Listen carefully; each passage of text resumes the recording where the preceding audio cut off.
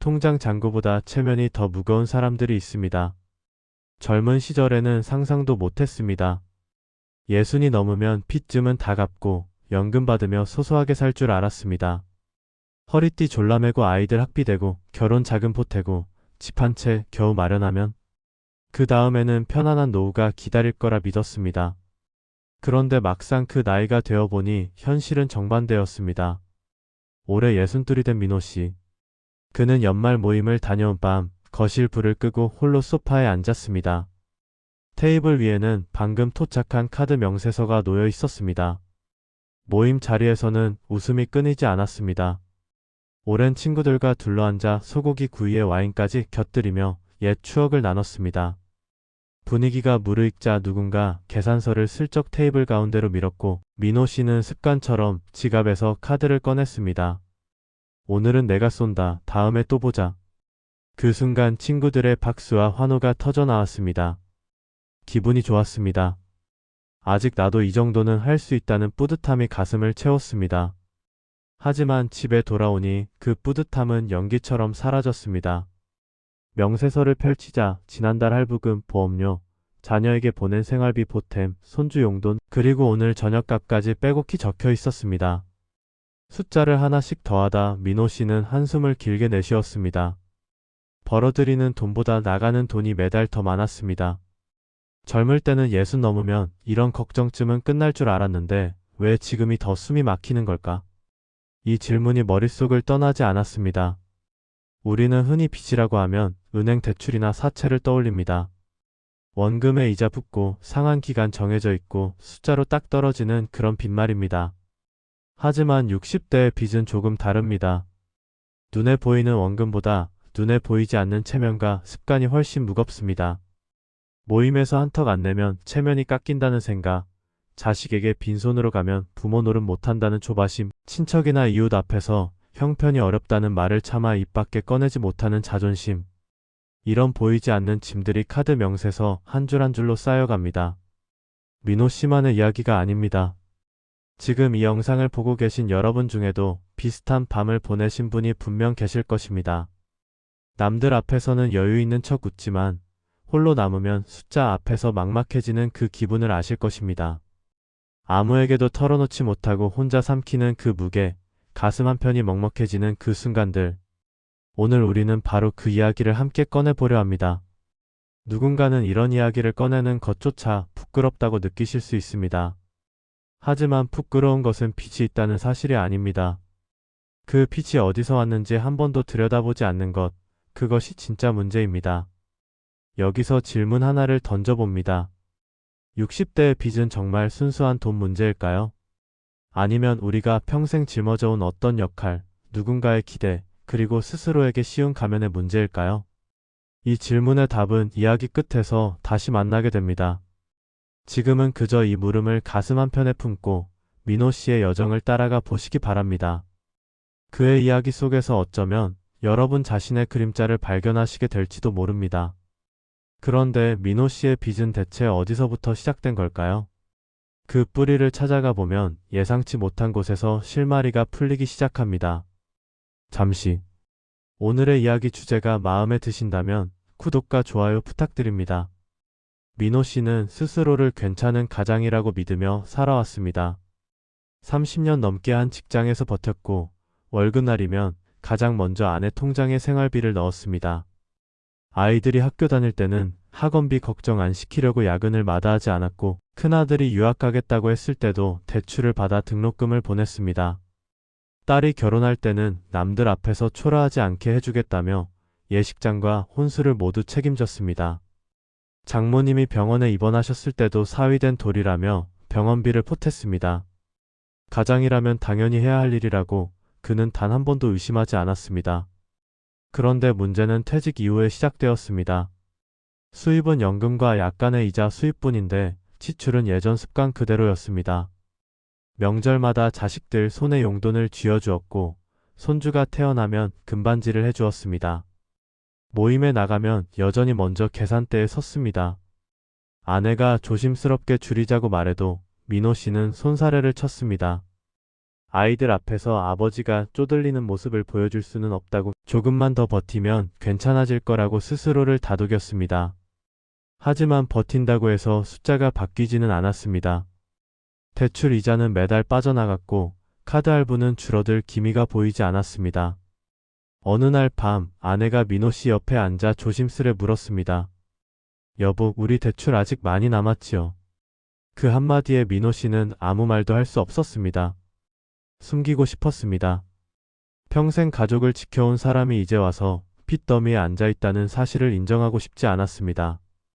그러나 아내의 눈빛 속에서 그는 자신이 숨길 수 없는 것이 있다는 걸 알았습니다.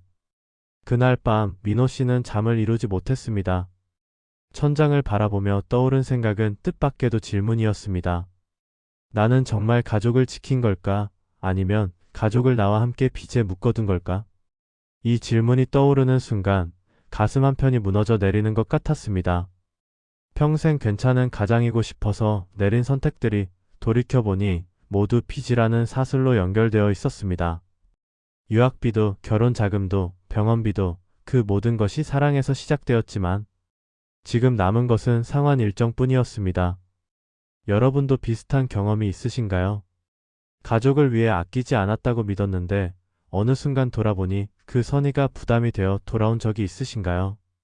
사랑한다는 이유로 내 형편은 살피지 않고 무리하게 내어준 적이 있으신가요? 민호 씨의 이야기는 결국 우리 모두의 이야기일 수 있습니다. 착한 가장, 좋은 부모, 듬직한 배우자라는 이름 뒤에 숨어있는 빚. 그것은 은행의 진 빚이 아니라 스스로에게 진 빚인지도 모릅니다. 민호 씨는 그날 이후 무언가가 달라져야 한다는 걸 어렴풋이 느꼈습니다. 하지만 어디서부터 손을 대야 할지 알 수 없었습니다. 그가 진짜 자신의 상황을 직시하게 된 건 뜻밖의 순간이었습니다. 그 뜻밖의 순간은 병원에서 찾아왔습니다. 민호 씨는 매년 받는 건강검진을 올해도 별 기대 없이 다녀왔습니다. 크게 아픈 곳은 없었고 의사 선생님도 나이에 비해 건강한 편이라고 말씀하셨습니다. 그러나 결과지를 받아들고 병원 문을 나서는 순간 민호 씨의 발걸음은 느려졌습니다. 서류 뭉치 사이에 연금 예상액 안내문과 은행에서 온 대출 상환 내역서가 함께 들어 있었습니다. 집에 돌아온 민호 씨는 거실 테이블에 3장의 종이를 나란히 펼쳐 놓았습니다. 왼쪽에는 건강검진 결과지, 가운데에는 연금 예상액, 오른쪽에는 대출 잔액과 월 상환액. 3장의 종이를 번갈아 보던 그의 눈에 어느 순간 숫자들이 하나의 문장처럼 읽히기 시작했습니다. 몸은 아직 괜찮다. 하지만 들어오는 돈은 이것뿐이다. 그런데 나가야 할 돈은 이만큼이다. 3문장을 이어 붙이니 결론은 하나였습니다. 이대로라면 나는 죽을 때까지 빚과 함께 가겠구나. 냉정한 문장이었습니다. 그동안 막연히 불안하기만 했던 것들이 숫자로 눈앞에 펼쳐지니 도망칠 곳이 없었습니다. 민호 씨는 한동안 그 자리에 얼어붙어 있었습니다. 아내가 언제 옆에 왔는지도 몰랐습니다. 당신 괜찮아요? 아내의 목소리에 민호 씨는 겨우 정신을 차렸습니다. 괜찮다고 대답하려다가 그는 입을 다물었습니다. 더 이상 괜찮다는 말이 진짜가 아니라는 걸 이제는 아내도 자신도 알고 있었습니다. 그날 밤 민호 씨는 오래된 노트를 꺼내 들었습니다. 예전에 아이들 학비 계획을 적어두던 노트였습니다. 빈 페이지를 펼치고 그는 지금 자신이 가진 것과 갚아야 할 것을 하나하나 적어 나갔습니다. 적금, 연금, 보험 해약 환급금, 그리고 대출 원금과 남은 이자. 숫자들이 줄지어 내려가는 동안 머릿속에서 문득 한 문장이 떠올랐습니다. 노년의 가장 깊은 빚은 은행의 진 빚이 아니라 자신을 돌보지 않은 세월에게 지는 빚이다. 어디서 들은 말인지 기억나지 않았습니다. 하지만 그 문장이 가슴에 박혔습니다. 되돌아보니 민호 씨는 평생 가족을 위해 산다는 명목으로 자신을 돌보는 일을 미뤄두었습니다. 건강검진 결과가 좋아도 정기적으로 운동하지 않았고 취미 하나 없이 일만 했습니다. 퇴직 후에는 수입이 줄었는데도 지출 습관은 바꾸지 못했습니다. 남들 앞에서 체면 유지하느라 마음 편히 쉬어본 적도 없었습니다. 그렇게 자신에게 갚아야 할 시간과 여유를 계속 빚으로 남겨두었습니다. 민호 씨는 깨달았습니다. 은행 빚은 숫자로 보이지만 자신에게 진 빚은 눈에 보이지 않아서 더 위험하다는 것을. 체면 때문에 쓴 돈, 남의 기대에 맞추느라 쓴 돈, 나는 괜찮다는 착각 속에 흘려보낸 돈. 그 모든 것이 결국 자신을 돌보지 않은 세월의 이자였습니다. 이제 그에게 남은 질문은 하나였습니다. 지금이라도 이 방향을 바꿀 수 있을까? 아니, 바꾸어야만 한다는 걸 그는 이미 알고 있었습니다. 문제는 어디서부터 시작해야 하느냐였습니다. 노트를 덮고 민호 씨는 창밖을 바라보았습니다. 새벽이 가까워지고 있었습니다. 머릿속에는 두 갈래 길이 선명하게 그려졌습니다. 하나는 지금까지처럼 사는 것입니다. 모임에 나가면 여전히 먼저 계산대에 서고 자식들 앞에서는 절대 힘들다는 말하지 않고 이웃과 친척들 앞에서 형편이 어렵다는 티 내지 않는 삶. 체면은 유지되겠지만 통장 잔고는 계속 줄어들고 대출 이자는 매달 쌓여갈 것입니다. 언젠가는 더 이상 버틸 수 없는 날이 올 것이고 그때는 지금보다 훨씬 초라한 모습으로 가족 앞에 서게 될 것입니다. 다른 하나는 방향을 바꾸는 것입니다. 자존심은 조금 내려놓되 인생의 속도와 지출을 함께 줄이는 삶. 모임에서 매번 계산대에 서지 않아도 친구들이 떠나지 않는다는 걸 믿어보는 것입니다. 자식들에게 솔직하게 우리도 이제 노후를 챙겨야 한다고 말해보는 것입니다. 남들 눈에 어떻게 보이는가 보다 내 통장과 마음이 편안한가를 먼저 묻는 삶입니다. 민호 씨는 스스로에게 말해보았습니다.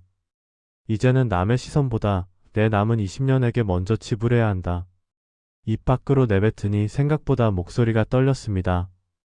평생 남에게 괜찮은 사람으로 보이기 위해 살아왔는데 그 방향을 바꾼다는 건 쉽지 않은 일이었습니다. 하지만 숫자는 거짓말을 하지 않았습니다. 지금 바꾸지 않으면 나중에 바꿀 기회조차 사라진다는 걸 그는 알았습니다. 여러분에게도 같은 질문을 던져봅니다.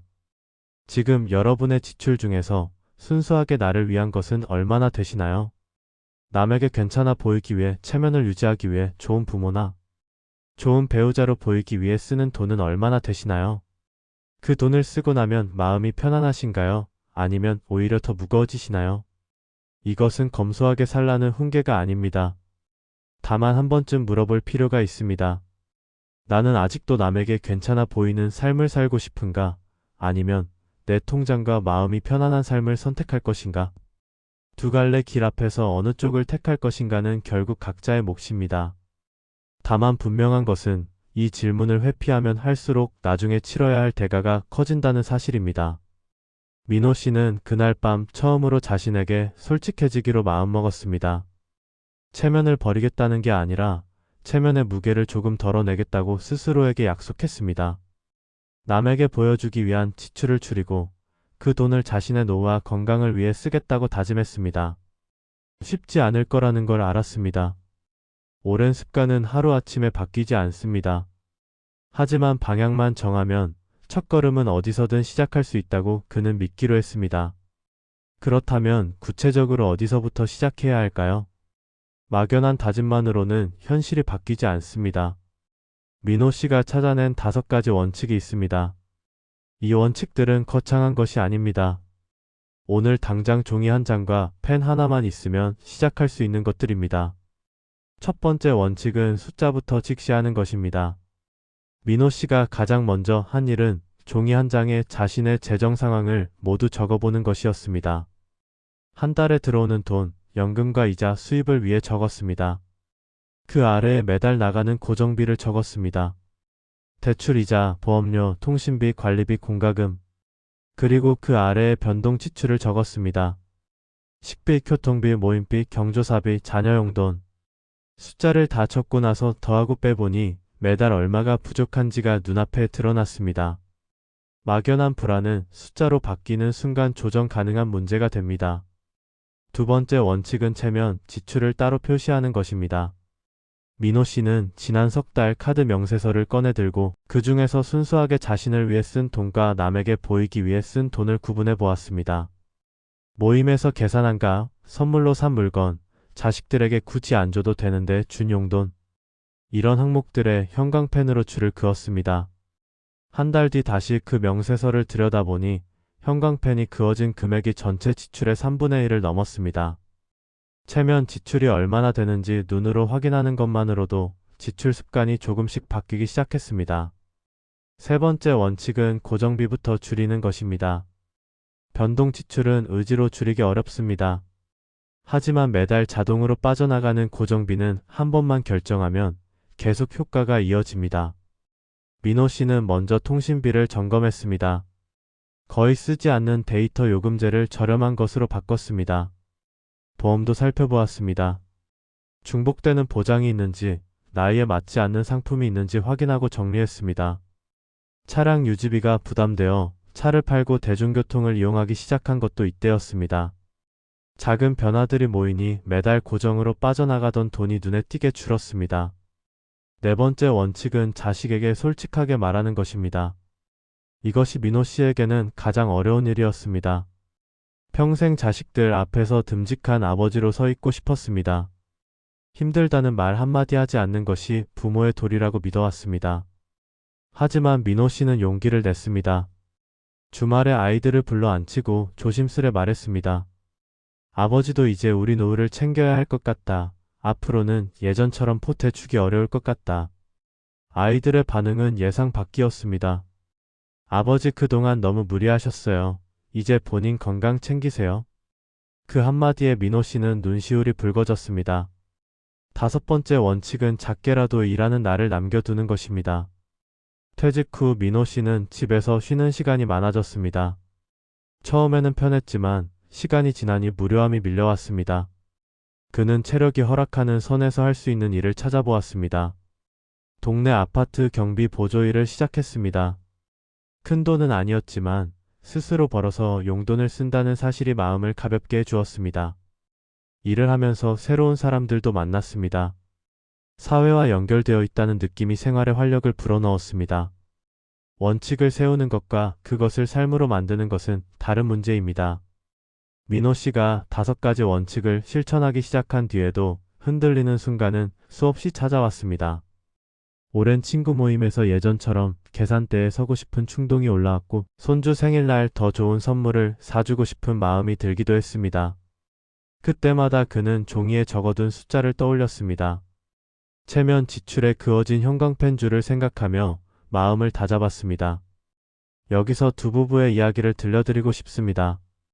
같은 65세 동갑내기 부부인데 삶의 방식이 전혀 달랐습니다. 첫 번째 부부는 퇴직 후에도 여행 사진을 자주 올렸습니다. 해외여행도 다니고 좋은 식당에서 밥도 먹고 자녀들에게 용돈도 넉넉히 주었습니다. 주변에서는 부러움의 눈으로 바라보았습니다. 하지만 그 뒤에는 카드 할부가 쌓여가고 있었습니다. 몇 년 뒤 남편이 갑자기 쓰러졌을 때 이 부부는 병원비 대출을 고민해야 했습니다. 손주 용돈 조금 더 주는 대신 정작 자신들의 건강 앞에서 막막해졌습니다. 두 번째 부부는 퇴직 후 차를 팔았습니다. 대중교통을 이용하며 고정비를 줄였습니다.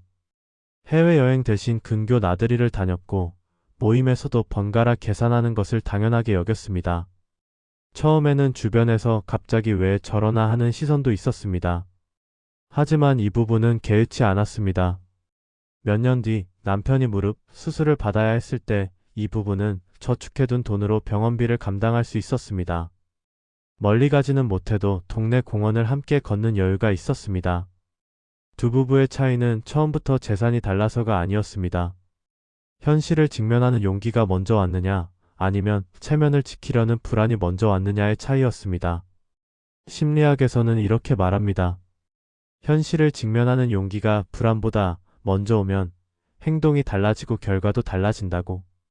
민호 씨는 두 번째 부부의 이야기를 듣고 마음이 흔들렸습니다. 자신도 지금 방향을 바꾸지 않으면 첫 번째 부부처럼 될 수 있다는 걸 알았습니다. 원칙을 지키지 않았을 때 찾아오는 노후는 피로합니다. 돈 걱정에 잠을 설치고 병원비 앞에서 선택지가 사라지고 자식들에게 손 벌리는 상황이 올 수도 있습니다. 반면 원칙을 지켰을 때의 노후는 단순하지만 평온합니다. 멀리 가지 못해도 마음이 편하고 큰 선물을 못해도 미안하지 않고 갑작스러운 일이 생겨도 감당할 여유가 있습니다. 민호 씨는 선택했습니다. 화려하지 않아도 괜찮으니 마음이 편안한 노후를 만들어가겠다고. 그 선택이 그의 삶을 어디로 데려갔을까요? 숫자를 정리하고 원칙을 세우고 실천을 시작한 뒤에도 민호 씨의 마음 한편에는 무거운 것이 남아 있었습니다. 그것은 자기 자신을 향한 원망이었습니다. 왜 진작 이렇게 하지 못했을까? 그때 조금만 덜 썼더라면 지금쯤 훨씬 나았을 텐데. 왜 나는 남들 앞에서 괜찮은 척하느라 정작 나 자신은 돌보지 못했을까? 이런 생각들이 밤마다 찾아왔습니다. 어느 날 밤, 민호 씨는 다시 거실에 혼자 앉아 있었습니다. 예전처럼 카드 명세서를 들여다보는 것이 아니라 그냥 멍하니 창밖을 바라보고 있었습니다. 아내가 옆에 와서 물었습니다. 무슨 생각해요? 민호 씨는 한참을 망설이다 입을 열었습니다. 나 스스로가 한심해서 그래. 왜 이제야 깨달은 건지, 왜 그동안 그렇게 살았는지. 아내는 아무 말 없이 그의 손을 잡았습니다. 침묵이 흐른 뒤 아내가 조용히 말했습니다. 당신은 한심한 사람이 아니에요. 가족을 지키고 싶어서 여기까지 버텨온 사람이에요. 그 한마디가 민호 씨의 마음을 건드렸습니다. 눈물이 흐를 것 같아 고개를 돌렸습니다. 아내의 말이 맞았습니다. 빚이 쌓인 것은 사실이지만 그 빚에는 사랑과 책임이 함께 묻어 있었습니다. 유학 보낸 아들이 지금 번듯하게 일하고 있는 것, 딸이 행복한 가정을 꾸린 것, 장모님이 편히 병원에서 치료받으신 것, 모두 민호 씨가 감당한 무게 위에 세워진 것들이었습니다. 여러분도 비슷한 원망을 품고 계신가요? 지금 이 순간 자신을 탓하고 계신가요? 그때 그랬더라면 왜 나는 그랬을까 하는 생각에 잠을 설치시나요? 만약 그렇다면 한 가지 말씀드리고 싶습니다. 여러분의 빚에도 사랑과 책임이 묻어 있습니다. 여러분이 내린 선택들은 그 순간 최선이었을 가능성이 높습니다. 지금 돌아보면 다르게 할 수 있었을 것 같지만 그때는 그것이 가족을 지키는 유일한 방법처럼 보였을 것입니다. 빚보다 무거운 것은 내가 나를 미워하는 마음입니다. 숫자는 조정할 수 있습니다. 지출은 줄일 수 있습니다. 습관은 바꿀 수 있습니다. 하지만 자기 자신을 미워하는 마음은 쉽게 줄어들지 않습니다. 그 마음이 오래가면 몸도 마음도 함께 지쳐갑니다. 그래서 지금 여러분에게 필요한 것은 자책이 아닙니다. 지금이라도 배우고 바꾸려는 나 자신을 존중하는 것입니다. 민호 씨는 그날 밤 처음으로 자신에게 말했습니다. 나는 늦게 깨달은 사람이 아니라 끝까지 배우는 사람일 뿐이다. 이 한 문장이 그의 마음을 조금 가볍게 해주었습니다. 여러분도 이 문장을 한번 되뇌어 보시기 바랍니다. 나는 늦은 것이 아니라 지금 배우고 있는 중이다. 자신을 탓하는 대신 지금 이 순간 변화하려는 자신을 인정해 주시기 바랍니다. 이제 이야기의 끝에 가까워졌습니다.